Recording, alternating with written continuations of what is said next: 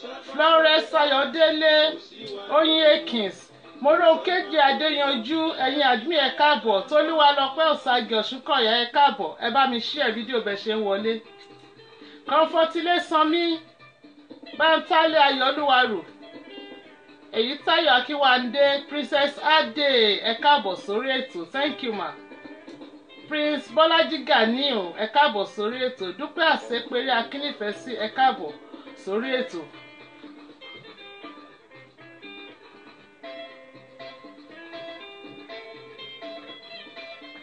Olórí ọ̀nà sílẹ̀ Sìmí Àtàdérónkẹ́ Bádéró Kòfó Bàṣùà ẹ káàbọ̀ sórí ètò. Lọ́jọ́ tá bá bímọ ti tú sílẹ̀ ayé. Onílé tàlejò ló máa kí ni kú ewu. Denix Ọmọlẹ́rìwà ẹ káàbọ̀ sórí ètò Olúwaṣeun Abọ́sẹ̀dé ẹ káàbọ̀ sórí ètò. Lọ́jọ́ tá bá bímọ ti tú Isaac Òní ẹ káàbọ̀ sórí ètò. Debbie Títílayọ̀mí ẹ káàbọ̀. Bọ́lá Akínlàjà ẹ káàbọ̀ sórí ètò. Abísọ́lá Ògúnṣẹ̀yẹ ẹ káàbọ̀ sórí ètò. Bẹ̀rẹ̀ láti bí ìrákòjò oúnjẹ nu ó ti bẹ̀rẹ̀ ọ̀tá níní. Síkírà Dáúdù ẹ káàbọ̀.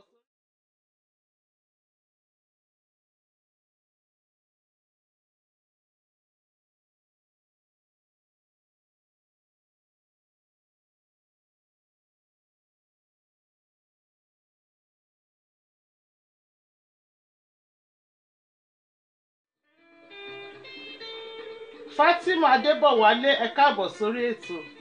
Olúwaṣọ Abọ́sẹ̀dé Peter ẹ káàbọ̀. Ìyá Fọ́káì Veronica Fatima Adébọ̀wálé Janet Ẹ̀rọ́kọ̀yà thank you ma thanks very much. Oyinlọ́mọ on point ẹ káàbọ̀.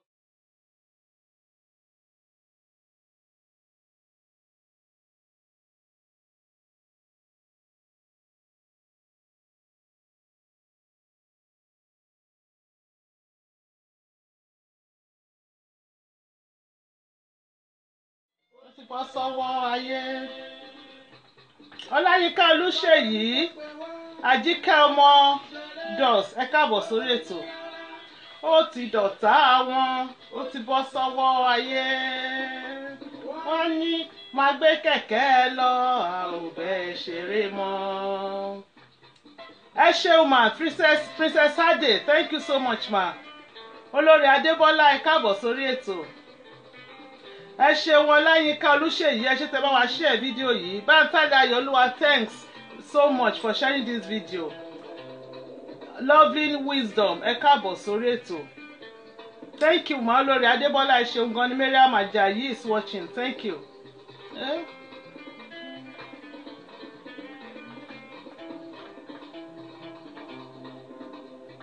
Lovely Wisdom ẹ káàbọ̀ sórí ètò. Adéọlá Amọ́dé ẹ káàbọ̀. Zion Stin Zansin ẹ káàbọ̀ sórí ètò. Jẹ́rísọ́lá Harris ẹ káàbọ̀ sórí ètò.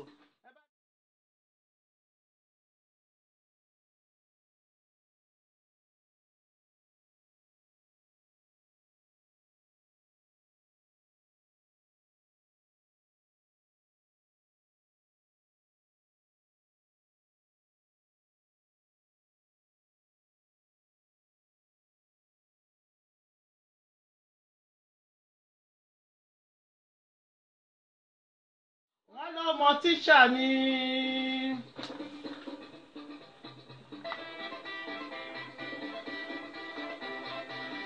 Thanks for sharing Felicia Gboke ẹ ṣeun gan ni. Bùnmi Èkó Owólabí my beautiful friend ẹ káàbọ̀ sórí ètò. Joyce Zekios ẹ káàbọ̀ sórí ètò. 88 on board ẹ bá mi share pápápá ká lè tètè bẹ̀rẹ̀ ẹ rí pẹ́lẹ̀ ti ṣú díẹ̀. Bó ṣe gbà la ṣe ń ṣe o ọ̀pọ̀ aago 6 la máa ń ṣe tẹ́lẹ̀ bẹ́ẹ̀ bó ṣe gbà la ṣe ń ṣe ń sìn yesterday ṣábí yìí thank you ma ẹ káàbọ̀ sórí ètò ẹ ṣeun gan ni.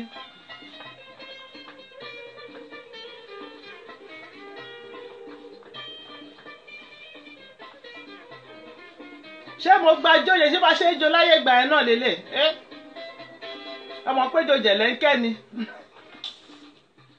Eléyìí ṣe wọ́n pé wọ́n ti pomi gọ́tà pọ̀ ẹ má bínú o. àṣẹ̀yìnwá àṣẹ̀yìnbọ̀. ọmọdé sì bẹ̀rẹ̀ iṣẹ́. I will watch the recorded version until your good night. Èyí àkọ́fọ́tílé san mí ó dàrú ẹ ṣeun gan ni. Ẹ má bínú. Kò ṣalágo mẹ́fà mọ́ sí ó ti dá lágo mẹ́sàn-án. Àwọ̀ bá ṣe máa ṣe.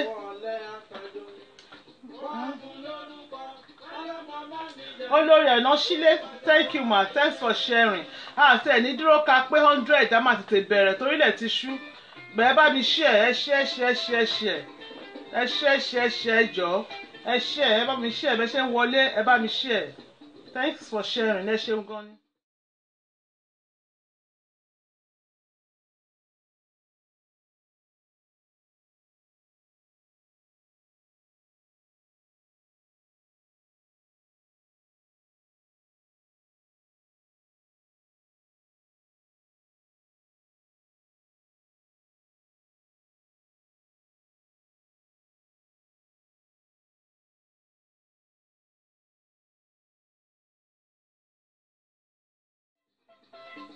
Olúwakẹ́mi Àjàní ẹ káàbọ̀ sórí ètò. níbi tí wọ́n ń jẹ gbàdùn tó bá ní kí ló ń mú. Tó bá ní Coca-Cola wọ́n ní kò máa yé jẹ jẹ̀díjẹ̀dí ló máa pa.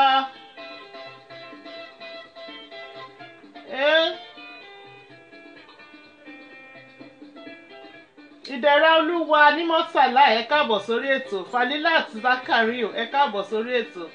Thanks for sharing ẹ ṣeun gan ni a ti pé 100 so a máa bẹ̀rẹ̀ nísìnyí. Ẹ̀ka tó bẹ̀rẹ̀ Ebenezer Obey ká tó bẹ̀rẹ̀ ẹ jẹ́ ká dárayá díẹ̀. Ti Jẹ̀lẹ́kẹ́ la jó lẹ́ẹ̀kan yẹn ẹ ká jó Ṣínà díẹ̀ ká fi dárayá.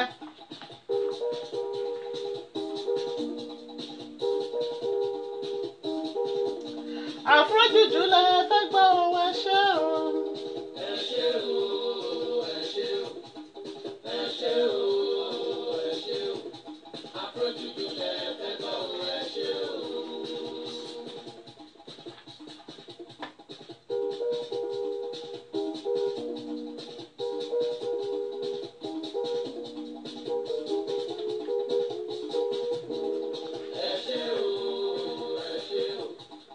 Ẹ ṣé o rántí òkú sọ̀yà èké ò lérè bẹ́ẹ̀ ni èké ò lérè o. Ẹ káàbọ̀ sórí ètò orúkọ yẹn lágbára. Olúfúnmi Tolúwa làṣẹ Adédùmọ́lá ẹ káàbọ̀ sórí ètò. Èké ò lérè o. Tó mọ dàbí ẹni tó ní oníkànlá jẹ́ ó ṣe o ọmọ Pétérù ti dé o. Ṣínà Peter ló láfrọ̀jìjì. Afrojuju, difference is clear o. Bẹ́ẹ̀ ni o, difference is clear. Denabeth Abbas Aminu ẹ káàbọ̀ sórí ètò. Ṣeun Adélọ́lá ẹ káàbọ̀ sórí ètò. Olùdásílẹ̀ bẹ́ẹ̀ ni o, olùdásílẹ̀ ni o. Aunty Ayọ̀ olùdásílẹ̀ straight to the point. Bẹ́ẹ̀ ni o. Báwọn tẹ́lẹ̀ yìí ayé ò lè pa kádàrádà wọ́n kàn lè fọwọ́ aago sẹ́yìn ni bẹ́ẹ̀ ni o. fọ́ṣọ́ ni.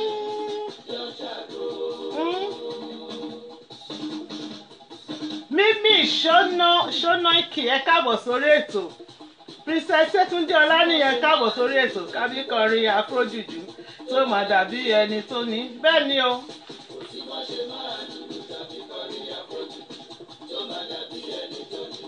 Oníkànlá jẹ́ ó ṣe ọmọ Pétérù ti dé o. Ṣínà Peter ló láfrojuju. Afrojuju difference is clear o.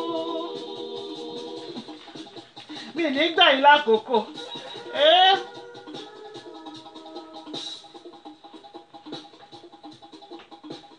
Ṣé ti jó tó tẹ bá ti jó tó kẹjẹ gbọ́ ọ pé mo pẹ́ ẹ̀kọ́ mọ́lẹ̀ bí tẹ wà ṣé kí pa Ṣínà ká bẹ̀rẹ̀ ṣé ká bẹ̀rẹ̀ abẹ́ṣin ẹ̀jọ́ Ṣínà Peter ṣe yẹ ká mọ̀ o. Anyway very nice, thank you ma. Princess Lolly ẹ káàbọ̀ sórí ètò, ẹ ṣeun gan ni. Ọmọlọ́lá Oríyọmí Oníkẹ̀ ẹ káàbọ̀ sórí ètò.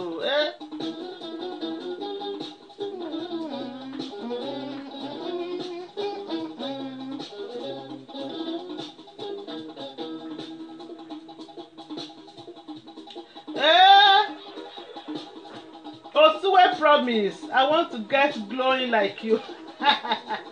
Ọlá Olúwa náà kúkú ni, thank you ma. Gbogbo àná la jọ ń glow papọ̀ lórí ètò yìí. Irú ọbẹ̀ joy ẹ káàbọ̀ sórí ètò, thank you ma, thanks very much.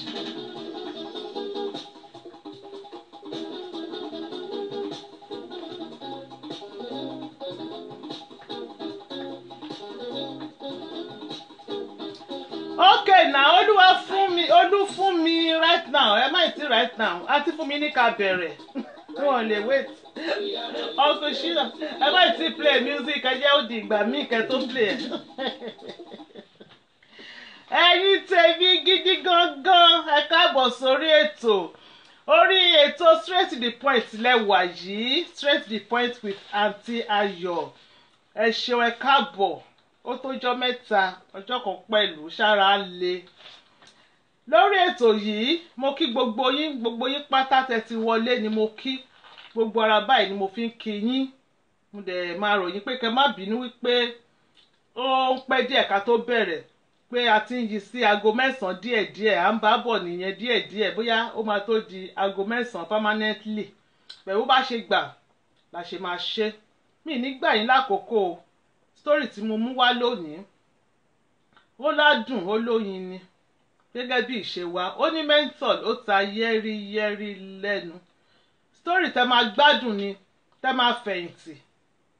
Tẹ́ máa mo ilé ní kẹ́ tún lọ máa mu coffee báyìí torílẹ̀ ti ṣú. Bóyá kẹ́ ya po chocomilo tó gbádùn. Bóyá kẹ́ ya gbé sẹ́gbẹ̀ẹ́. Nítorí pé kí ni ẹ máa bá wa dá sétò tálẹ̀ yìí náà. Gẹ́gẹ́ bí ìṣe wa ni. Ṣùgbọ́n ká tó bẹ̀rẹ̀ ohunkóhun lórí ètò yìí, ẹ ti mọ̀ wá. Tolúwa la máa fi ń ṣèwájú. Òun ló ti ṣọ́ wa lọ láti ọ̀sẹ̀ kejì.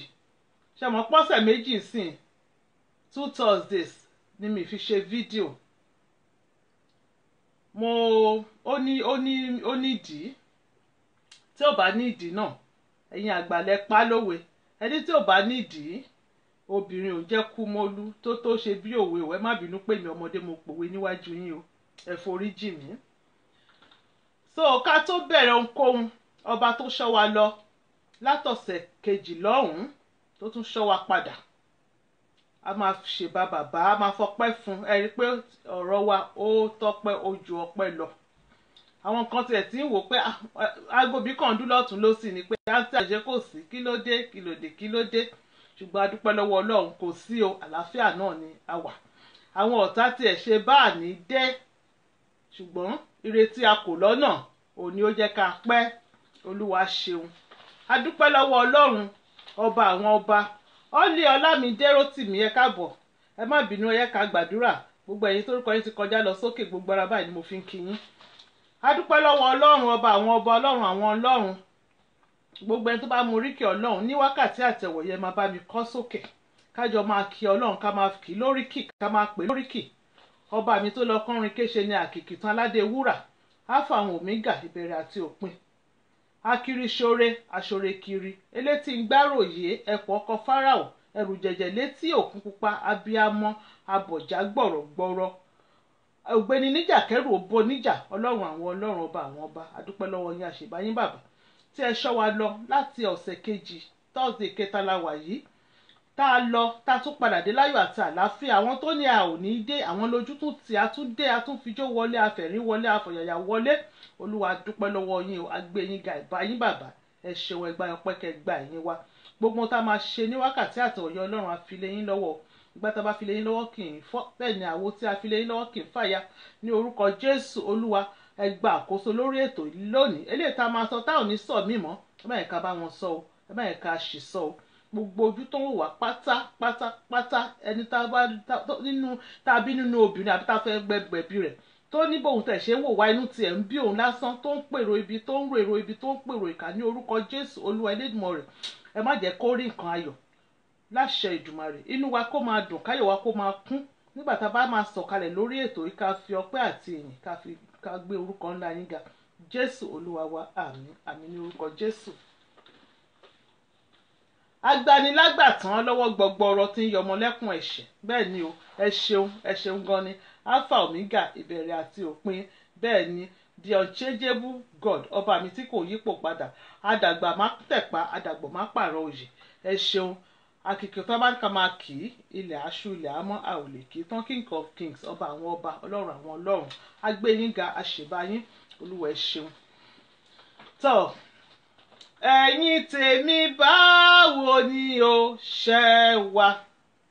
Lẹ́lẹ́lẹ́lẹ́lẹ́lẹ́lẹ́lẹ́ àwa. Ẹ̀yin tèmi káàkiri àgbáyé ṣe wà? Lẹ́lẹ́lẹ́lẹ́lẹ́lẹ́lẹ́lẹ́ àwa. Ẹ̀yin tèmi ọwọ́ yín dà, ẹ jẹ́ kí n rọ́wọ́ yín o.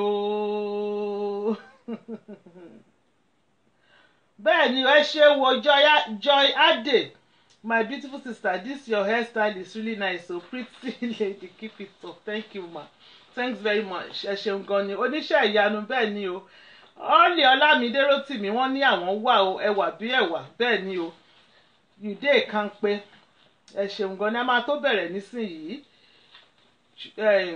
ní orí ètò yìí, abala bàyà abala. Mo ti bẹ̀yìn, ẹ má bínú kí tẹ ọkọ apologize. Ilé ta abala tá máa kọ́kọ́ kàn, tá máa kọ́kọ́ mú gbọ́ lórí ètò ni ò ní apology.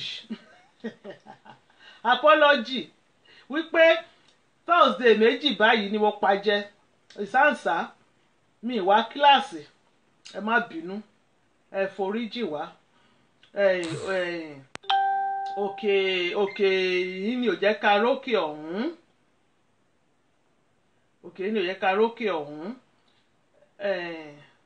Anyway, àti jẹ àti mu, àtúnṣe, àtúnkẹ́kọ̀ọ́, àtúnlọlé ìwé, àtúntọ́jú ọmọ, tọ́jú gbogbo ẹ̀. So class mi máa ń bọ́ sí Thursday, but ó dàbẹ̀ ni pé láti bí èní lọ sìn yìí ó ti tún yí padà díẹ̀. Mo máa ráyè ní Thursday nísìn, but ó dẹ̀ pé ó máa sún sí aago 9. Ó dẹ̀ pé ẹ̀yin tẹ́ bá fara mọ́ alágo 9 yẹn, tẹ́ fi gbogbo ara báyìí tẹ́ fi fọwọ́ sí, ẹ jẹ́ ká mọ̀. Torí àwọn kan ti pè mí pé alágo 9 yẹn gangan póun ló bẹ́tà fún àwọn, especially àwọn tó wà ní US, àwọn ti America. So ẹ jọ̀ọ́ jẹ́ kí n mọ̀. Ó dẹ̀ pé ó máa wà convenient díẹ̀ fún mi tá a bá ń ṣe ní 9 o'clock. Ọjọ́ tá a bá dẹ̀ lè ṣe ní 6 kẹ̀dẹ̀rẹ́, màá ju notification sí ẹ̀yin èèyàn mi wípé aago 6 la máa ṣe o. Màá jẹ́ kẹ́ ẹ tètè mọ̀. Ẹ ṣeun jàre, sísítà mi Síkírátì Dáúdù, ẹ ṣeun láwọn ti forí jì mí. Ẹ ṣeun àláìkẹ́ ẹ máa ṣeun. Adérónkẹ́ F Olówófẹlá wọ́n láwọn láìkì irun mi. Ó ga ẹ dẹ̀ ṣeun. Mọ́ mi kọ́kọ́ fẹ́ lóhun yẹn, mo ní ẹ lẹ́yìn pé mi ìfẹ́ bóyá ó ti pọ̀ jù lójú tèmi nàbí. Ẹ ṣeun gan ni. Ọ́ọ̀lì Ọlámídé Rótìmí, thank you. Ẹ ti nawọ́ sókè òkè. Alágo 9 yẹn náà ló bẹ́tà. Ó dà, èyí tẹ́ bá faramọ́ alágo 9 ẹ bá wa nawọ́ sókè kárí yín. Èmi ni rékàn ní abala tí ọpọ́n kọ́kọ́ sún kàn. Gbogbo wa báyìí pátá lọ lóríire. A kí àwọn tí wọ́n ṣe ọjọ́ ìbí ní oṣù September. I vote for 9 PM o. Tolúwalọpẹ́ Ọ̀sàgè, ẹ ṣeun. Yọyísọ́lá Harris, okay. Ó yẹ pé 9 yẹn náà àwọn èèyàn faramọ́ náà. Ẹ máa bá mi nawọ́ sókè ká mọ̀ wípé ẹ ṣeun gan ni. Mo dẹ̀ ti tẹ́tí show love ẹ̀yin tí ẹ faramọ́ alágo 9 náà, ẹ ti tún show love. Thank you very much. Kòfóbaṣọ, ẹ ṣe 9 PM fún àwa ará Canada. 9 is okay, 9 PM is okay, okay. Ó dàbí pé àwọn ti America àwọn ló ṣì nawọ́ sókè yẹn, mi tí torí àwọn ti UK máa láwọn lọ bí iṣẹ́ nísìn. 9 PM is okay for we in US, okay. 9 is okay, okay. Olúwa ṣeun, okay, okay. Àìtí ẹ̀ tí ìdìbò àti wọlé, no problem. 9 is perfect, ẹ ṣeun gan ni. Àwọn tí wọ́n bí nínú oṣù September yìí, a kí wọn pátápátá. Gbogbo yín la kí wípé happy birthday. Yàtọ̀ sáwọn tó tún ṣọjọ́ ìbí náà, àwọn tó gba ìwé ìgbélùú, a kí yín pé ẹ kú oríire. àwọn tó kọ́lé tó ń sílé a kí ń pé ẹ kú oríire, àwọn tó ń kómọ a kí ń pé ẹ kú oríire, àwọn tọ́lọ̀ náà dá lóhùn tí wọ́n lóyún tọ́lọ̀ dá wọn lóhùn ayọ̀ a kí ń pé ẹ kú oríire, àti gbogbo nǹkan gbogbo àwọn tí wọ́n ń ṣe nǹkan rere pátá gbogbo yín la kí wípé ẹ kú oríire. Àwọn lọ́jọ́ ìbí ẹ̀mí yín á ṣe púpọ̀. Aunty Ayọ̀ October 1st is my birthday. Adérónkẹ́ F Olówófẹlá ní Ajíbóyè, happy birthday in advance. So ẹ̀mí á ṣe púpọ̀ lókè èpẹ̀ ojú yín ọjọ́ náà Ọlọ́run àmọ́jọ́ rò ẹ̀mí á ṣe púpọ̀ lókè èpẹ̀. Ẹ ṣeun ẹ̀yin èèyàn mi. Mo wá kí ara mi wípé mo kú oríire nítorí pé ọmọ mi, my son, my handsome son, Olúwa dáhùn sọ̀rọ̀ mi. Ọjọ́ Monday tó kọjá 24th of September òun ni ọjọ́ ìbí ọmọ náà. Mo dẹ̀ dúpẹ́ lọ́wọ́ Ọlọ́run, mo dúpẹ́, mo tún ọpẹ́ dá nítorí pé tí bá ti rántí ọjọ́ ìbí ọmọ náà bá mi máa mọ̀ pé bẹ́ẹ̀ ni Olúwa tóbi lọ́ba. Tí bá rántí ọjọ́ náà tí mo bí, tí mo rántí gbogbo circumstances tó surround period tí mo bí yẹn, mo dúpẹ́ wípé Olúwa tóbi lọ́ba. Inú mi dùn, ayọ̀ mi kún. Ó pé ọmọ ọdún 13 ní ọjọ́ Monday. Ẹ bá mi gbàdúrà fún wípé ẹ̀mí ẹ̀ á gùn, alẹ́mí tó gùn, aṣoríire, arógo lò. Àwọn arógo ṣáájú ológo bògo jẹ́, wọn ò ní ba ògo ẹ̀ jẹ́ o. Ire ayọ̀ ẹ̀ aṣojú ẹ̀mí mi, òun àtàwọn àbúrò ẹ̀ láṣẹ Èdùmàrè mi ní fojú sunkún ẹ̀mí ní faragbàwẹ̀. Á dàgbà, á dògbò, á digi àràbà láṣẹ Èdùmàrè, á débi gíga. Ẹ bá mi kí ọmọ mi wípé happy birthday o. A enjoy ọjọ́ náà. A jáde àjọ bó ti yẹ pé àyà fọ́tò lọ́jọ́ yẹn. Anyway, enjoyment nítorí lọ bọ́ sí ọjọ́ Monday, so wọ́n ṣe dé láti school pápápá kan sáré ṣe ìbátà lè ṣe ni. Ẹ má wọrí, tó bá dọdún tó mọ̀ bóyá máa ṣe pátí gbogbo yín náà la máa pè síbẹ̀. Ọgbà ìfẹ́ gẹ́gẹ́ bí ẹ ṣe mọ̀ ní abala tí ọpọ́n sún kan ọgbà ìfẹ́ wípé àwọn àti sọ pé àní máa announce orúkọ àwọn tí wọ́n ń wá ọkọ àtàwọn tó ń wá aya mọ́. Ṣó ti yé yín for one reason or the other tí a ti sọ náà tẹ́lẹ̀ lórí ètò yìí. Àwọn kan máa ń recognize tá bá ti pe orúkọ tá bá ti ka àwọn informations yẹn jáde. Àwọn kan tó ń súnmọ́ àwọn ẹni yẹn wọ́n máa ń mọ̀ gbà. Ó dàbẹ̀ ni pé lágbájá báyìí mọ̀ pé a máa pe orúkọ àmì, a máa pe age, a pe orúkọ, a máa pe age, a máa pe ibi tẹ́ni yẹn ń gbé, a máa pe iye ọmọ tó bí, a máa pe bóyá ó ti marry rí ni àbó ti divorce. Àwọn èèyàn máa ń guess, àwọn èèyàn máa ń pè wọ́n pé àbẹ́yìn ni Aunty Ayọ̀ ń polówó fún. So àwa ti decide wípé a ò ní máa ṣe bẹ́ẹ̀ mọ́. Ṣùgbọ́n bá ṣe máa ṣe nísìnyí ni wípé anyway ẹ kì í ṣe bá ṣe máa ṣe so that a lè yé yín. Ọgbà ìfẹ́ garden of love, ẹni tó bá ń wọ́kọ tó bá ń wáya ẹ kàn sí wa lórí ètò yìí. Aya rere àti ọkọ rere, kò sí ọkọ gbàjẹ́ sí mi lórí ètò, kò dẹ̀ sí aya gbàjẹ́ sí mi. Ṣó ti yé yín, a máa ń ṣe investigation, a máa ń scrutinize dáadáa ni ká tó matchmake àwọn èèyàn papọ̀.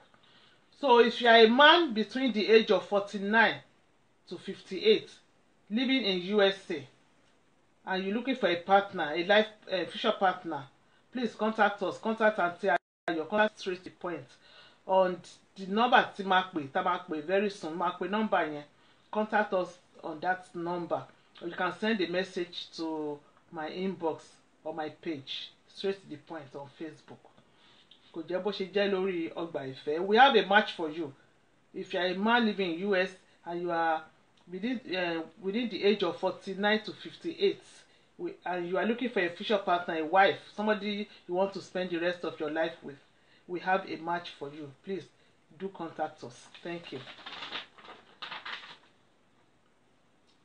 AY Beauty Fashion, jewelries, makeup artist and nail technician.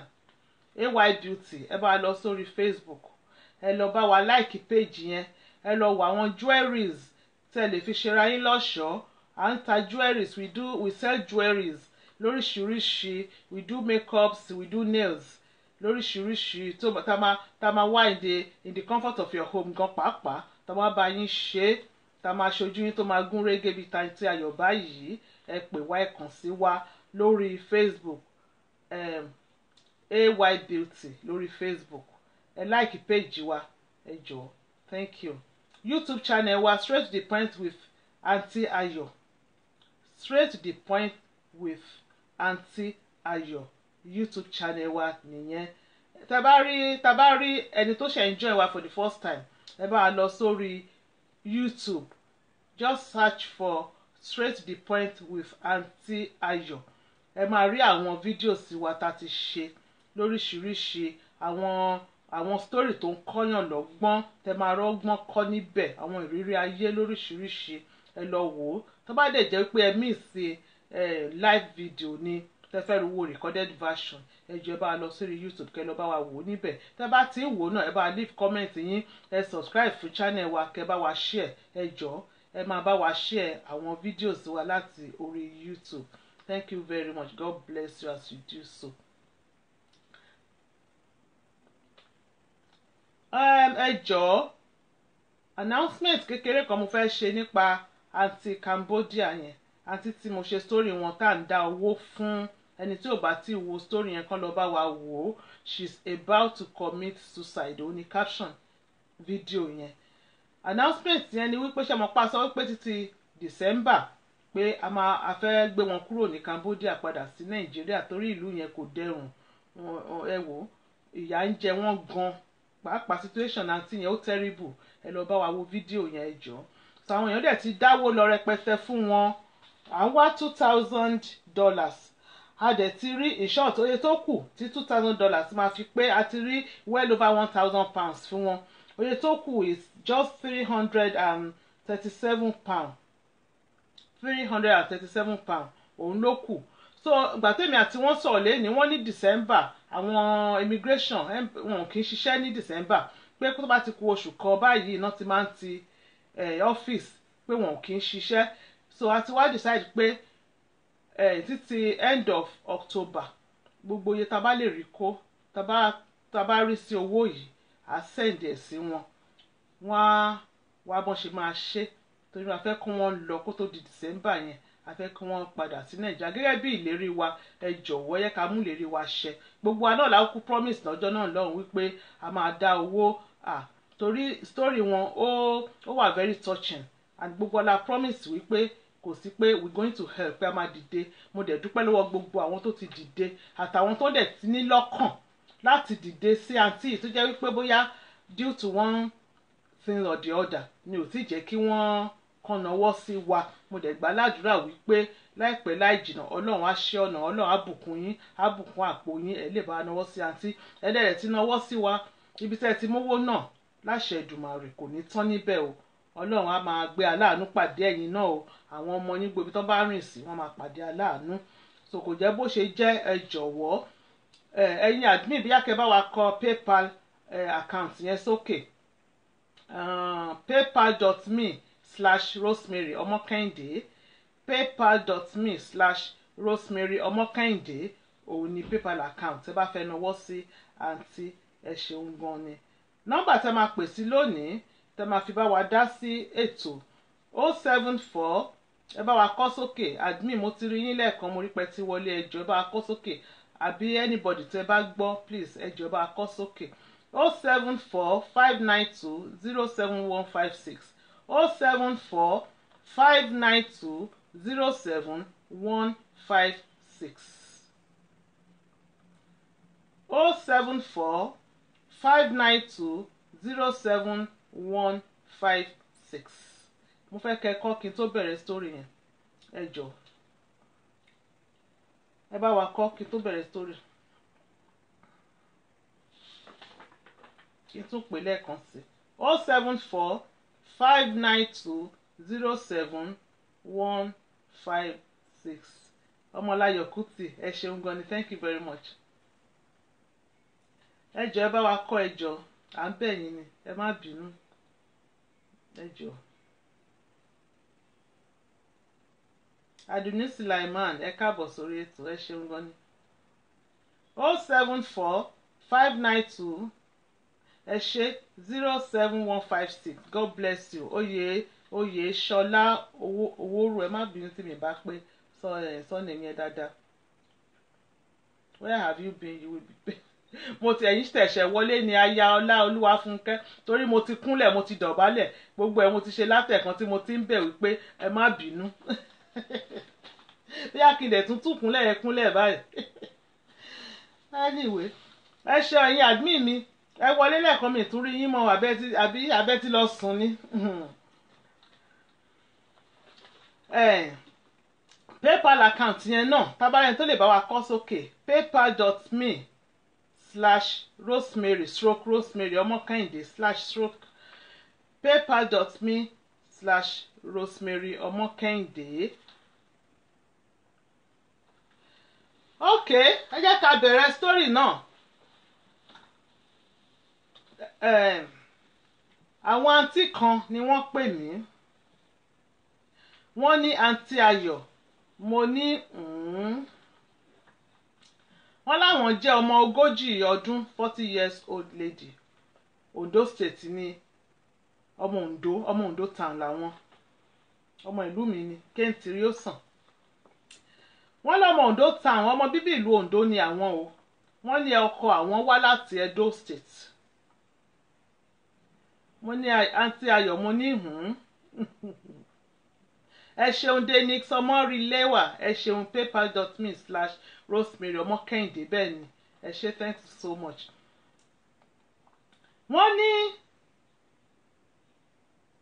iṣẹ́ welder ni ọkọ àwọn ń ṣe welding àwọn tó máa ń welding nǹkan ọkọ àwọn welder lọkọ àwọn. Wọ́n ní àwọn fúnra àwọn náà àwọn ń ta àwọn nǹkan aṣọ òkìrìkà ni àwọn ń tà. Wọ́n láwọn dẹ̀ bí ọmọ 6 làwọn bí fún ọkọ àwọn. Wọ́n ní first born àwọn sì ti pé ọmọ 18 years old 18. Wọ́n ní last born àwọn ọmọ ọdún 9. Kéntìrí ó sàn Tọ́lá Agúnbíadé ẹ̀yin lẹ kíra yín ilẹ̀ tún fúnra yín dáhùn. Ṣé Oǹdó ni yín ni? Anyway, wọ́n ní àwọn ń gbé ní Ìkòròdú ní Ìjẹdẹ road ni àwọn ń gbé Ìkòròdú. Wọ́n ní ní ọdún 2016 wọ́n ní first times ilé ìwé first section nílé ìwé táwọn ọmọ wọlé wọ́n lọ́kọ àwọn wá ṣe àìsàn ráńpẹ́ wọ́n fall sick. Wọ́n ní wọ́n admit wọn sí hospital. Wọ́n ní wọ́n náwó àwọn nára àìsàn yẹn ṣàṣe ọkọ àwọn pẹ́ àwọn bẹ̀rẹ̀ sí ní ru gbogbo owó sí hospital. Wọ́n ní tó bẹ́ẹ̀ tó jẹ́ pé kò sí owó kankan ní ọwọ́ àwọn owó tán iṣẹ́ mélòó náà owó náà mélòó náà ló wà lọ́wọ́ ẹni tó ń ta òkìrìkà tọkọ jẹ́ welder pé bóyá wọ́n ní nǹkan náà pé bí nǹkan náà ṣe bẹ́ẹ̀ rọrùn fún àwọn nígbà yẹn. Wọ́n ní nígbà tó wá pé àwọn ṣàṣà káàkiri àwọn ò ní rí olùrànlọ́wọ́ kankan. Wọ́n ní àwọn ẹbí ọkọ àwọn kò sí kankan tí wọ́n ṣe sí kò sí kan tó rí ṣe sí kì í pé bóyá wọn ò fẹ́ ṣe kò sí kankan náà lọ́wọ́ àwọn yẹn náà.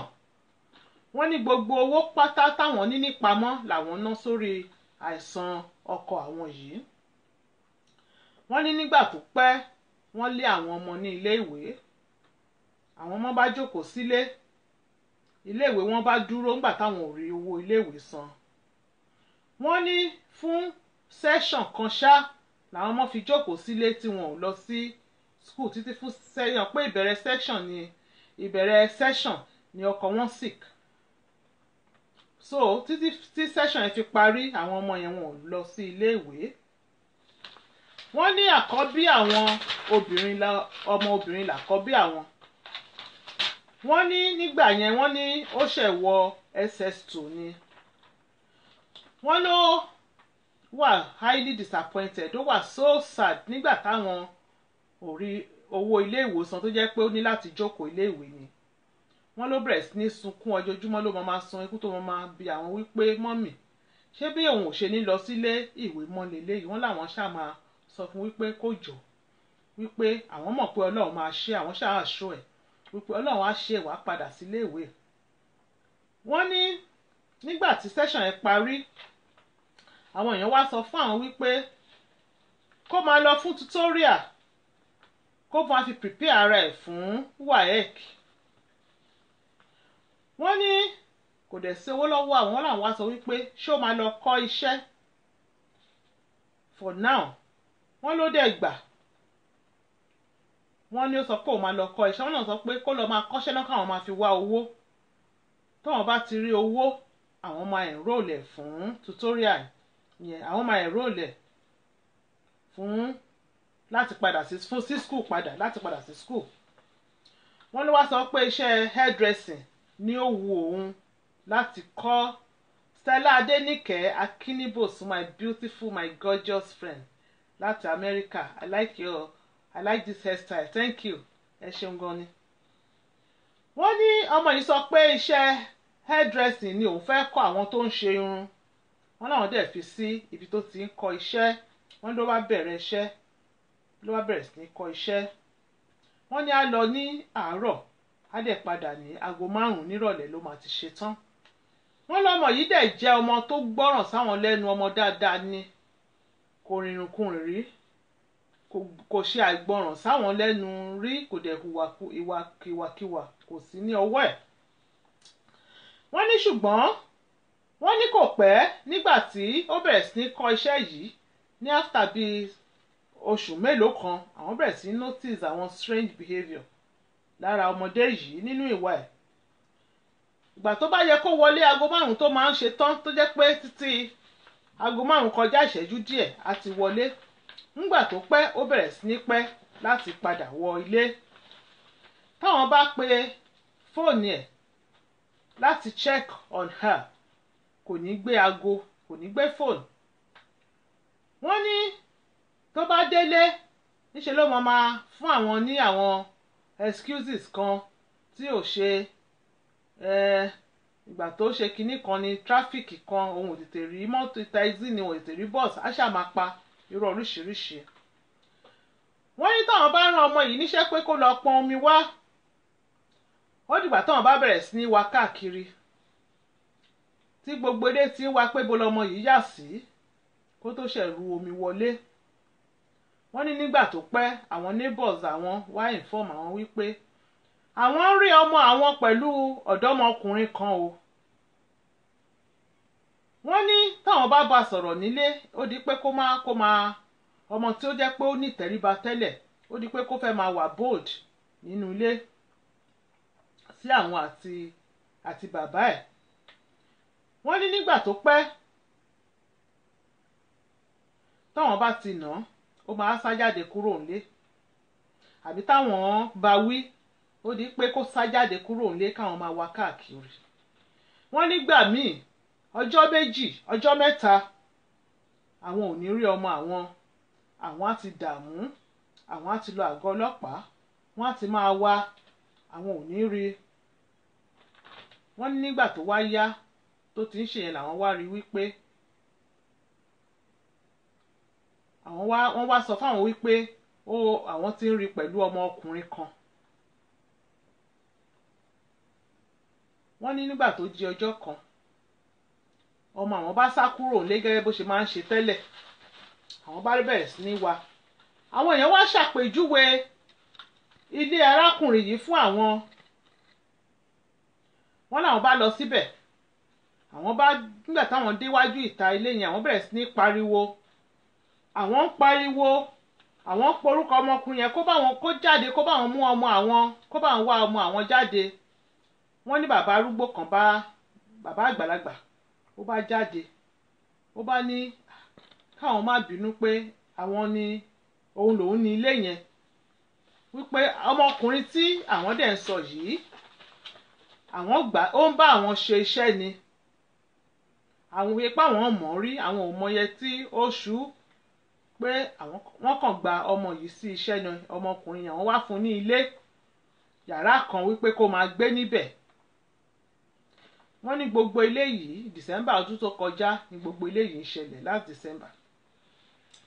wọ́n ní nígbà tó di December 10 ọmọ àwọn bá fi lélẹ̀ àwọn bá wá làwọn ò rí. àwọn wá lọ sí ilé ọmọkùnrin yẹn wípé káwọn tún lọ bá bàbá yìí sọ̀rọ̀ wípé kó bá ọmọkùnrin yìí sọ̀rọ̀ kó fi ọmọ àwọn sílẹ̀ o. wọ́n ní nígbà táwọn dọ́dọ̀ bàbá bá ní ọmọkùnrin yẹn ti páàkì jáde kúrò nílé òun o. ní ìrọ̀lẹ́ tí wọ́n wá yẹn alẹ́ ọjọ́ kan wá yẹn pé ìrọ̀lẹ́ yẹn gangan ọjọ́ yẹn gangan ni arákùnrin yẹn páàkì tó sọ pé òun lọ sí ọ̀dọ̀ bọ̀dá òun ní Ṣàngó láti lọ máa gbé lọ́dọ̀ bọ̀dá òun pé bọ̀dá òun kan wà ní Ṣàngó.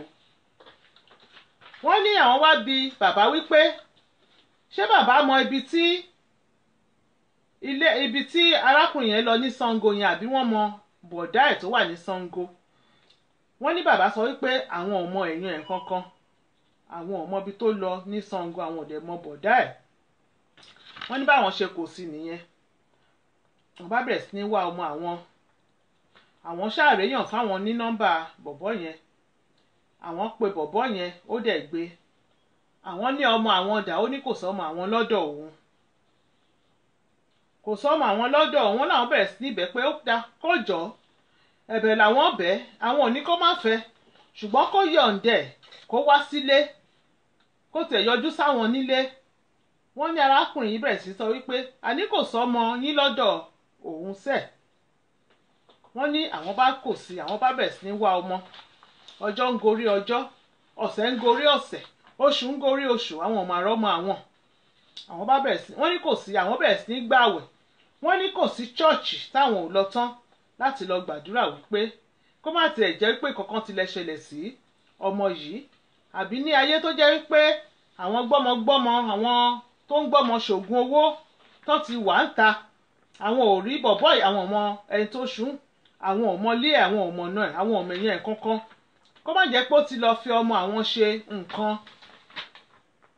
wọ́n ní àwọn bá bẹ̀rẹ̀ sí ní lọ sí chọ́ọ̀chì káàkiri, làwọn ń gbàdúrà, gbogbo táwọn ṣáà ń gbàdúrà lọ, wọ́n ní káwọn fọkàn balẹ̀, ọmọ àwọn wà láyé, àwọn máa rí ọmọ àwọn.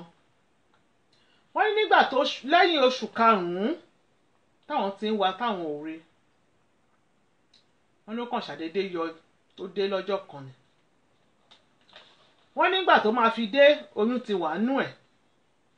wọ́n láwọn pariwo, inú bí àwọn. wọ́n ní àwọn èèyàn advice àwọn wípé káwọn take it easy, wípé kó má lọ ṣeré ẹ̀ léṣe. ó ṣáà ti lóyún báyìí, ọ̀bẹ ti gé ọmọ lọ́wọ́, ọmọ ju ọ̀bẹ nù, wípé káwọn fà á mọ́ra, káwọn má lè mọ, kó má di pé ó tún sá lọ àbó lọ ṣeré ẹ̀ léṣe àbó fẹ́ lọ ṣẹ́ oyún. wọ́n ní àwọn bá gbọ́, àwọn bá yield sí advice àwọn èèyàn, àwọn bá fà á mọ́ra. àwọn wá ń ṣe findings àwọn nípa bọ̀bọ́ yìí. àwọn wá lọ sórí Facebook, àwọn ṣáà wà able láti get in touch pẹ̀lú arákùnrin kan. ìyẹn wá sọ pé òun cousin bọ̀bọ́ yìí, pé òun dẹ̀ mọ̀ nípa mátà yìí o, mátà ọmọ àwọn yìí. wọ́n ní ara ẹni táwọn get in touch pẹ̀lú tó jẹ́ cousin arákùnrin yìí, pé sọ pé family man ni òun, Mushin ló dẹ̀ gbé. pé ní ọjọ́ kan, no, wọ́n ló sọ wípé family man ni òun, pé òun àti family òun làwọn jọ ń gbé, pé ṣùgbọ́n àwọn ní family home kan ní Mushin. pé ní ọjọ́ kan òun wá lọ sí family home house àwọn yẹn ní Mushin, pé nígbà tóun débẹ̀ òun rí ọmọ obìnrin kékeré yìí tó dẹ̀ ní oyún sínú. pé òun wá bi àwọn ará ilé pé ẹ wá, ta lọmọ kékeré yìí? pé náà bá sọ wípé ìyàwó lágbájá, girlfriend lágbájá. wọ́n ní ó sọ pé òun wá ní girlfriend lágbájá, ọmọ tó ń wò yìí ọmọ kékeré ni, under age lọmọ yìí. pé ibo ló ti mú ọmọ ọlọ́mọ wá? wọ́n ní ó sọ pé òun bá pe arákùnrin ọmọkùnrin yẹn wípé wọ́n ń gbọ́ Bọ́bí, ibo ló ti rí ọmọ ọlọ́mọ tó lọ mú wá? ibo ló ti lọ mú wá ọmọ kékeré? wọ́n ló sọ wípé òun pé kò ń ṣọmọ kékeré, pé ó kàn ní small stature ni, pé àwọn èèyàn ẹ̀ dẹ̀ mọ̀ wípé òun ń fẹ́, ìyàwó òun ni. wọ́n ní arákùnrin sọ pé òun sọ fún wípé eléyìí tó ń wò yìí kò kàn ní small stature ọmọ yìí ọmọ kékeré ni dá ọmọ padà fún sọ́dọ̀ ọlọ́mọ. Wọ́n ní wọ́n sọ wípé ó máa ń tẹ ọmọ yẹn mọ́lé ni pé tó bá ti jáde lọ kò ń jẹ́ kí ọmọ yẹn jáde, ó máa ti ọmọ yẹn, ó máa lọ́ọ̀kì ẹ̀ mọ́nú yàrá, ó dẹ̀ máa mú kíì tó máa jáde ni pé ó dìgbà tó bá dé ní ìrọ̀lẹ́ kó tó ṣílẹ̀kùn fún ọmọ yẹn. Wọ́n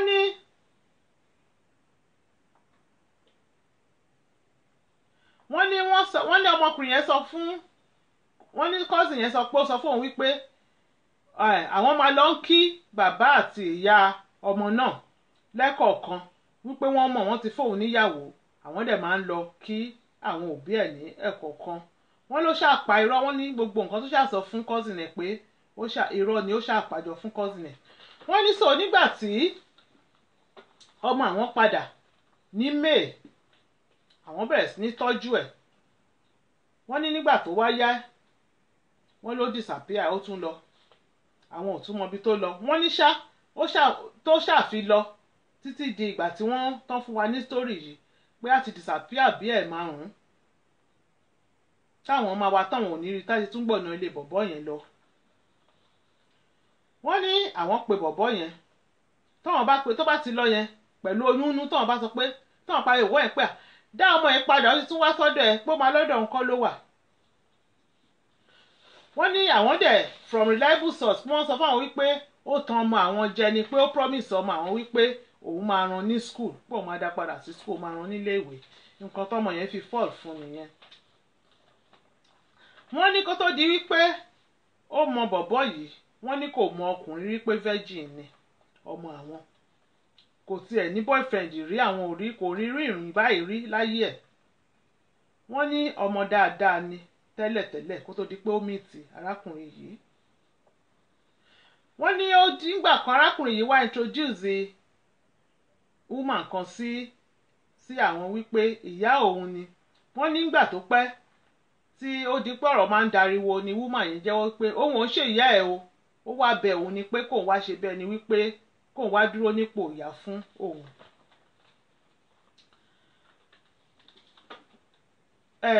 Wọ́n ní ọmọ àwọn yìí ó ṣàbí ọmọ ní 3rd of September.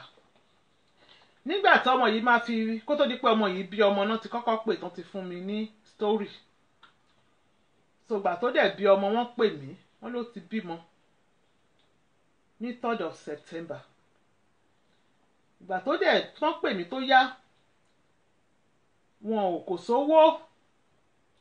kò sówó ṣe mọ̀ pé Nàìjíríà kò dàbí bíbà lọ sí hospital lọ bímọ, owó náà ni láti ẹ̀ ti ra nǹkan ọmọ. Wọ́n láwọn yá owó láti ra nǹkan ọmọ ni. Wọ́n ní ibi tí ọmọ àwọn bímọ sí, woman tó ní hospital ibi tí ọmọ àwọn bímọ sí, wọ́n ló máa ń ta àwọn baby stuff. Wọ́n ní so àwọn ra àwọn nǹkan ọmọ ní àwìn ní ọwọ́ ẹ̀.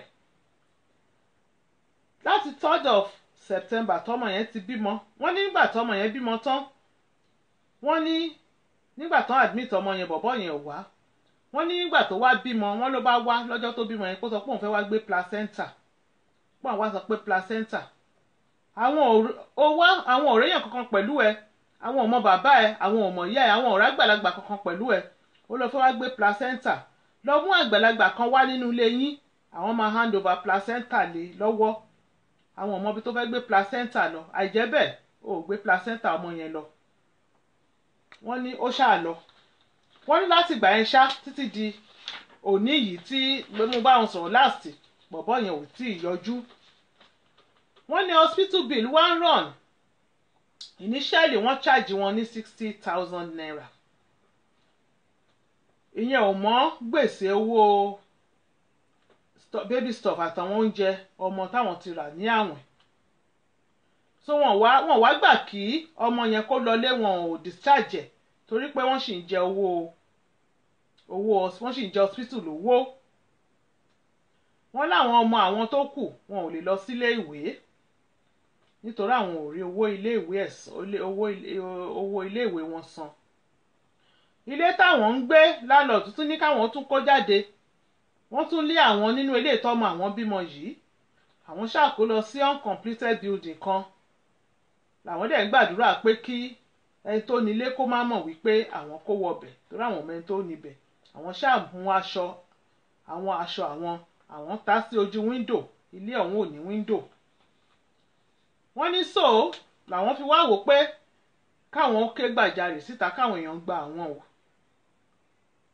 kọ́njọ́ kan ṣàánú àwọn nígbà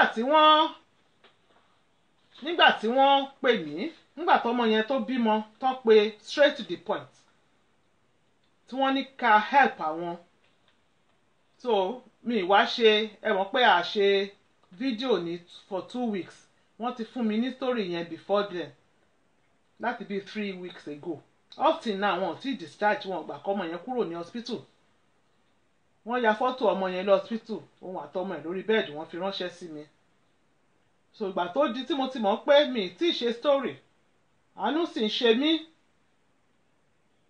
abádẹ̀mú oye tí agbára wa ká a fi ránṣẹ́ sí wọn wọ́n sì dúpẹ́ wọ́n wá ní kí n bá wọn bẹ àwọn èèyàn wípé kán jọ ẹni tí Ọlọ́run bá fi sí lọ́kàn láti ṣàánú àwọn o kọ́mọ àwọn tiẹ̀ sì kúrò lọ hospital yìí ná torí wọ́n hold ẹ̀ sí hospital níbẹ̀ ni gbèsè dẹ̀ tún ń gorí gbèsè níbẹ̀ táwọn ò tí ì rí owó tilẹ̀ san wọ́n ní kẹjọ ẹ̀yin èèyàn ẹ̀yin ọ̀jọ̀gbọ́n ẹ̀yin aláàánú kẹ ṣàánú àwọn o ẹni tí Ọlọ́run bá fi sí lọ́kàn láti ṣàánú 60,000 bó tẹ̀ sì jẹ́ 60,000 yẹn lásán ni nígbà tá a sẹ́ndì owó sí wọn wọ́n sẹ́ndì mẹ́sẹ̀gì láti fi dúpẹ́ voice message ṣùgbọ́n tá à ń sọ̀rọ̀ ní early this week wọ́n láwọn ò mind pé kí n play message káwọn àwọn èèyàn lè mọ̀ torí scammer ti pọ̀ nísìnyí kó má di pé ṣé kò yẹ pé wọ́n kàn fọ́ọ̀mù story láti fi gba owó pé káwọn èèyàn lè mọ̀ wípé lóòótọ́ ni kí n bo fọ́tò wọn anyway kò sí bẹ́ẹ̀ ṣe lè rí fọ́tò àwọn messages tí wọ́n conversation èmi àti wọn nìyẹn so mo máa play voice note tí wọ́n fi dúpẹ́. Alright ma ẹ káàárọ̀ ma. Okay ma kò sí. Hello ma ẹ kálẹ́ ma o.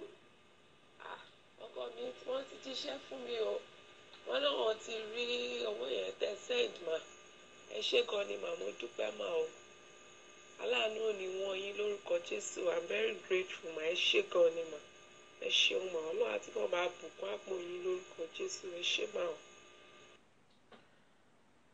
So bí ìyẹn ṣe lọ nìyẹn ìyẹn nìkan náà ni mo máa play fún yín kẹ́ẹ̀kan fi mọ̀ wípé àǹtí story wọn ó jẹ́ new torí wọ́n send mi ìfẹ́ ṣe mọ̀ kò ní wọ́n send fọ́tò ọmọ yẹn lọ hospital náà immediately tèmi àti wọ́n sọ̀rọ̀ wọ́n ní kí n dúró káwọn ya fọ́tò so that màá lè mọ̀ ọmọlọ́mọ yẹn kán ọ̀dọ̀ ẹ̀ náà làwọn wà wọ́n dẹ̀ ya fọ́tò wọ́n send it straight sí mi so ẹ jọ̀ọ́ ẹni tí Ọlọ́run bá fi sí lọ́kàn láti ṣe àánú so the baby and the mother will move to the bẹ́ẹ̀ ni ibẹ̀ náà náà máa move sí uncompleted building náà ni wọ́n ṣe nígbà tó ń tí rí owó tó máa fi gbalé any amount tó bá wà lọ́wọ́ tí tọ́lọ̀ bá fi sí lọ́kàn láti fi ṣe àánú fún wọn ẹ kàn sí wa ẹ lè pépà tá a fi sókè lẹ́ẹ̀kan yẹn náà ẹ lè san owó sínú ẹ̀ bẹ́ẹ̀ tí a bá ti san owó sínú ẹ̀ ẹ lè fi rẹ́fẹ́rẹ́nsì sí wípé Nàìjíríà ṣe mọ̀ pé ti Cambodia náà wà níbẹ̀ tí àìtí the same account náà ni a dẹ̀ ń sanwó ti Cambodia yẹn náà sí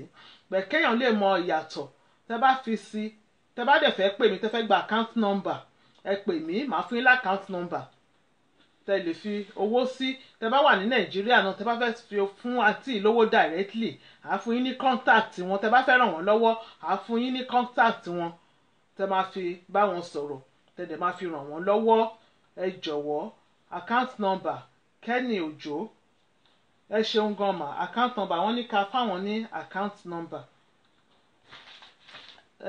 hold on. ẹ̀yin tá a bá wà ní Nàìjíríà ẹni tó bá ṣé kí n pe account number àǹtí yẹn ní Nàìjíríà so that ẹni tó bá fẹ́ fún wọn lówó direct wọ́n á kúkú san sínú account wọn lọ́hùn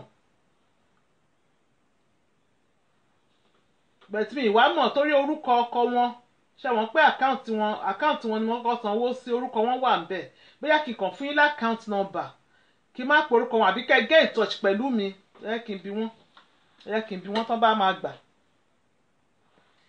gbà ẹ ó dọ̀ ẹ má bínú ẹ jẹ́ kí n pa kìíní so that máa lè gbé kúrò ní òkè máa tẹ̀ gbé kúrò ní.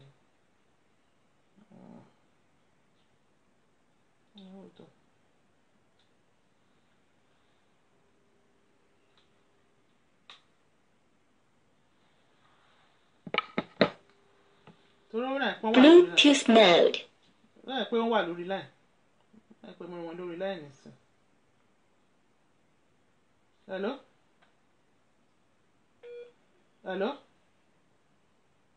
hello hello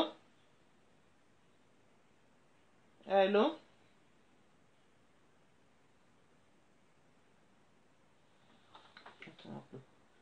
torí nǹkan tí mo fi ń pè wọ́n nísìn ni pé orúkọ wọn wà ń bẹ dẹ̀ mọ̀ orúkọ àti àkáǹtì kejì tán fún mi orúkọ ọkọ náà wà ń bẹ kí àwọn má kàn ṣe mọ̀ bí àwọn ò ní láìkẹ́. hello hello ẹ kálẹ́ hello ẹ pẹ̀lẹ́ ṣé ẹ ní mind torí mo wà lórí iṣẹ́ wà pẹ̀lú mi lórí kíní ni ṣé wà pẹ̀lú mi lórí ètò ni ṣé wà pẹ̀lú mi lórí ètò ni. èyà ok ṣé ẹ ní mind torí àwọn èèyàn fẹ́ gba account number yín a dẹ̀ wà lórí live ṣé tí bá pe account number yẹn ṣé mo lè pe orúkọ yẹn ṣé mo lè pe ṣé ẹ mind torí àwọn èèyàn máa orúkọ yín kọ́ ṣé account number yẹn nìkan ni kí n pè àbí orúkọ yín kọ́ orúkọ account yẹn kọ́. hello kí n porúkọ yín ẹ̀ mind openly àkáǹtì èwo ni níbẹ̀ ṣé ti yín àbí tọkọ yín ṣé tọkọ yín ṣé àkáǹtì tọkọ yín ni ṣé mọ̀ pé akọ́sanwó sí ti yín tí kò wọlé tán dówó padà tá a ṣẹ̀ wá fi sí tọkọ yín.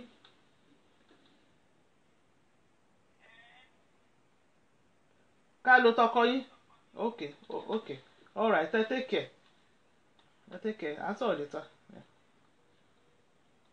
ok a máa pe wọ́n ní wọ́n làwọn ò mind so ká kúkú sọ openly account GT Bank ẹni tó bá gbọ́ ẹ bá mi kọ sókè GT Bank account number 0139 663 779 ẹ jọ̀ọ́ ẹ bá mi kọ 0139 663 779 GT Bank Saturday Dennis yẹn is DENIES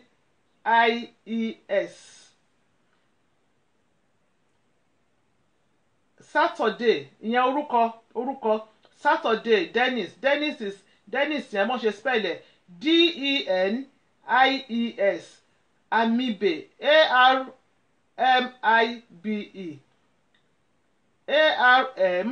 ARMIBE ìgbà tó sọ wípé Adéníkẹ́ don't write his full name okay don't write his full name just put her kakàn put ṣé ó máa mímọ̀ bí á Nàìjíríà bí àwọn téèyàn bá kọ orúkọ bí ó máa lọ I don't know ṣe mọ̀ system Nàìjíríà bóyá téèyàn bá kàn kọ account number yẹn lásán tó fẹ́ fi sanwó bóyá wọ́n máa béèrè orúkọ òní mo fi ń sọ bẹ́ẹ̀ so I don't really know àwọn èèyàn ní kí n má tún pe orúkọ yẹn pé kán má kọ orúkọ yẹn anyway kàn lè kọ Saturday bí àwọn máa gbà ẹ jọ̀ọ́ tẹ bá dẹ̀ fẹ́ nọ́mbà àǹtí yẹn tẹ bá fẹ́ ràn wọ́n lọ́wọ́ tẹ bá ní help tẹ fẹ́ ṣe fún wọn directly ẹ kàn sí mi ẹ contact mi màá fún yín ní nọ́mbà wọn kẹ́ lè pè wọ́n tẹ bá wà ní Nàìjíríà bí bó dẹ̀ jẹ́ bíbá yìí náà ni torí àánú wọn ṣe mí gan torí wọn yẹn wà tọ́ṣì náà ọmọ yẹn ṣì wà ní hospital èmi ìmọ̀ wọ́n ṣe máa ń ṣe bẹ́ẹ̀ ní Nàìjíríà ok ńgbà tán hold ẹ̀ ń sìn yìí tán jẹ́ kó lọ ṣé ó máa san àwọn owó ọjọ́ tó lọ àwọn extra days yẹn náà owó yẹn máa lé lọ àbí I don't really know. The account name has to be there. The account name has to be there. Saturday Denice or Dennis Denies. Saturday the surname is Denies. Ẹjọ́ bá wa kọ́ Amibe. Saturday Amibe ẹ ṣé Zikrat Daudu ẹ ṣé. Thank you very much. Thank you so very much. Ẹ ṣeun gan ni. Ẹ ṣeun gan ni. So ẹjọ́ ẹni tó bá fẹ́ ràn wọ́n lọ́wọ́ ẹ bá wa ràn wọ́n lọ́wọ́. Kò jẹ́ bó ṣe jẹ́ fún ti alẹ́ yìí. After 10 ó láwọn ọ̀rọ̀ ìyànjú tí mo fẹ́ sọ bẹ̀ ilẹ̀ ti ṣú a máa fi ṣe show a kàn máa fi ṣe a full show because ó láwọn ọ̀rọ̀ tí ó wà lọ́kàn mi tí mo fẹ́ gba àwọn èèyàn níyànjú lé lórí like motivational speaking so a máa fi yẹn ṣe show but next week Thursday lágbára Ọlọ́run à ń mú story kan bọ̀ tó ládùn tó lóyin tó ní mentor tó ta yẹ́rí lẹ́nu òun là ń mú bọ̀ sí tí gbọ́ yín ní next week Thursday ó lè jẹ́ aago 9 ó dẹ̀ lè jẹ́ aago 6 bẹ̀tẹ̀ yíkéyìí tó wù tó kó jẹ́ bó jẹ́ aago 9 ni o bó jẹ́ aago 6 ni o a day before máa notify yín so that ẹ lè mọ̀ ẹ ti mọ̀ wípé aago 9 láti ayọ̀ máa wá sórí ètò àbá aago 6 ni o màá ti jẹ́ kẹ́ ẹ mọ̀ beforehand. You are right, okay. Rekaka, you have to call the name because I sent money to Nigeria, but they are asking about the full name to confirm. Oh, you can pay into account in Nigeria with the name. Okay, you have to put them. Okay. Wọ́n ti ẹjọ́ orúkọ yẹn ti wáyé kí n pín orúkọ yẹn Oyèṣọlá okay mi mọ̀ bóyá ó ní ìdìkí mi mọ̀ bóyá àwọn èèyàn fẹ́ pè wọlé mi rò pé ìgbà tí èpè bóyá I don't really know ṣé àwọn èèyàn fẹ́ pè wọlé ṣé ó ní ìdìkí àwọn èèyàn pè wọlé ẹ yẹ ká mọ̀ ṣé ó lẹ́ni tó fẹ́ pè wọlé tá bá fẹ́ pè wọlé nọ́mbà wà lókè ẹ yẹ ká fún yín ní ìṣẹ́jú 2-3 kẹ́ fi pè wọlé tá bá lẹ́ni tó fẹ́ bá wa sọ one or two things lórí story tí a ṣe yẹn tá bá rí I don't bí ẹ fẹ́ advice aunty or something bẹ̀ tí ò bá ti sí ká sọ̀kalẹ̀ lórí ètò ẹ ká fún yín ní 1 or 2 minutes tá bá lẹ́ni tó fẹ́ pè wọlé ojú òpó ti wà ní ṣíṣí nísìnyí ẹ lè pè sórí nọ́mbà yẹn náà wà àti pin nọ́mbà yẹn sókè nísìnyí ẹ sáré kọ sílẹ̀ ẹni tó bá fẹ́ pè wọlé sódà ẹ lè pin information àwọn account details ẹni tí wọ́n fẹ́ ibi tó fẹ́ sanwó sí káàdì mọ̀sítálì Saturday Amibe Saturday Dennis Amibe okay GT Bank mo fẹ́ pin ẹ̀ nísìnyí okay ẹ ṣe wẹ̀yìn èèyàn mi àròjọ́ musolókun ilẹ̀ ti ṣú a fẹ́ lọ fara lélẹ̀ ká sùn gbogbo ẹ̀yin tẹ́ wò mí lálẹ́ yìí pátá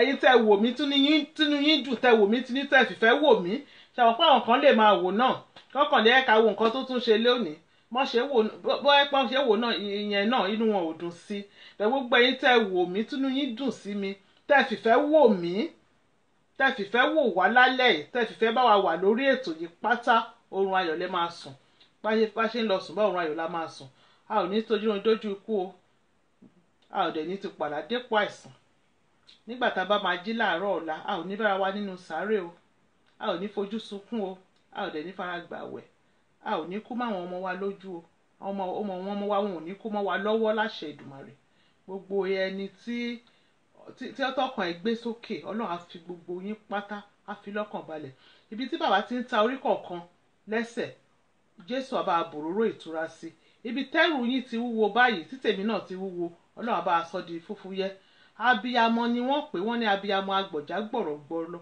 láṣẹ Èdùmàrè a ò ní ṣubú dànù o Ọlọ́run á pọ̀n wá ẹsẹ̀ wa ò ní wọ́lẹ̀ agbára Ọlọ́run aláàánú á dìde lọ́tún lósì gbogbo ẹni tó ń wáṣẹ́ á rí iṣẹ́ gbogbo ẹni tó ń wàwé ìgbélú pátá nílùú òyìnbó á rí ìwé ìgbélú torí ìwé ìgbélú ní ìfọ̀kànbalẹ̀ ìlú òyìnbó láṣẹ Èdùmàrè Ọlọ́run á fún nílùú ìgbélú gbogbo ẹni tó ń wọ́ ọmọ á rí ọmọ rere látòrí ìtẹ́. Ọlọ́run á yọ̀ǹda ẹ̀ fún yín, Ọlọ́run á ṣí yín nínú. Kò ságàn nínú Ọlọ́run, kò ságàn lórí platform yìí rárá láṣẹ Èdùmàrè. Gbogbo ẹni tó ń wojú Ọlọ́run fún ọmọ, Ọlọ́run á dá yín lóhùn ayọ̀. Ẹ ṣeun ẹ̀yin èèyàn mi o, orí wa ò ní burú, ẹlẹ́dàá wa ò ní gbàbọ̀dè, ọwọ́ ayé ò ní tẹ̀ wá, a ò ní ṣubú dànù. Ọmọ aráyé wọn ò ní nà wá ní pàṣán gbígbóná lágbára Ọlọ́run. Gbogbo àwọn arógo ṣáájú ológo bògo jẹ́, wọn ò ní dọ́dọ̀ wa o, wọn ò tẹ̀ ní súnmọ́ tòsí ògo wa, wọn ò dẹ̀ ní súnmọ́ tòsí ògo àwọn ọmọ wa. Àwọn ọmọ wa ṣoríire àfẹ̀yìntì bá máa jẹ wọn mọ́ ni láṣẹ Èdùmàrè. Nígbà tí iṣu ọmọ bá jiná, kò ní bá wa nínú sàárè o, àdẹ̀ jẹ wọn mọ́, kò ní jó wa lẹ́nu lágbára Ọlọ́run. Ẹ ṣé ẹ̀yin èèyàn mi, ẹ ṣeun gan. Mo dúpẹ́ lọ́wọ́ yín o, mo dúpẹ́ lọ́wọ́ yín. Aṣọ yìí ò ní fàya bẹ́ẹ̀ ṣe ń pọ́n mi lé, tẹ́ ń pọ́n mi lé. Aago 9 ilẹ̀ ṣú, mo gorí ètò, more than 200 people lẹ́tún kalẹ̀ pẹ̀lú mi. Ẹ ṣeun gan ni. Ẹ̀ ní tẹ́, ẹ̀ ní tí, ẹ̀ ní ṣá, ẹ̀ ní ṣubú dàrún nù láṣẹ Èdùmàrè. Orí yín ò ní yí. Ìlú òyìnbó yìí bó ṣe nǹkan pé ìlú òyìnbó, àwọn èèyàn máa ń ronú gan ni. Àwọn èèyàn pọ̀ ní psychiatric hospital, àwọn èèyàn wà depression lọ́tún depression lósì. Kò ní kàn wá lágbára Ọlọ́run, kò ní kàn wá o. Gbogbo àwọn tó dẹ̀ wà nínú tó wà depressed, Ọlọ́run á bá mi yọ wọ́n kúrò níbẹ̀, Ọlọ́run á fi wọ́n lọ́kàn balẹ̀. Ẹ ṣe wẹ̀ ẹ̀yin èèyàn mi. Ó di ọjọ́ Thursday lálago 6 àbágo 9. Mo ti sọ fún yín, máa notify yín a day before. Màá ti kọ notification yẹn, màá sọ time tí mo máa wá sórí ètò, màá sọ. Bẹ̀tì lọ́jọ́ Thursday lágbára Ọlọ́run aṣọ́wájú Thursday lọ o. Àwa ò nílò àlọ́ àrè máa bọ̀, a ò ní sùn àìjí. Ó sùn kò jí, kò ní jẹ́ ìpín fáwa o. Ó wọlé kò jáde, kò ní jẹ́ ìpín fáwa. Ó jáde kò wọlé, kò ní jẹ́ ìpín fún wa. Ó lọ ìrìn àjò padà dé, kò ní jẹ́ ìpín fún wa. Àní rìn níjọ́ tẹ́bi ń pọ̀ náà, ní pàdé àgbákò lágbára Ọlọ́run. Àdẹ̀ ní ṣàìsàn, àìsàn ò ní ṣe wá, kò ní ṣe àwọn ọmọ wa, kò ní ṣe àwọn ọkọ wa láṣẹ Èdùmàrè lágbára Ọlọ́run. Ẹ ṣeun ẹ̀yin èèyàn mi, mo dúpẹ́ lọ́wọ́ yín. A máa pàdé ní Thursday lórí ètò.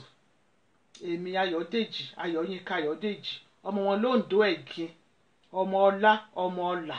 Mo ṣe bọ́lá tán, ọlá ò tán, ọlá kù síbẹ̀. Èmi ni mò ń fi ìwòyí tí mo fi ń dágbére fún yín wípé ire o, I love you all, bye.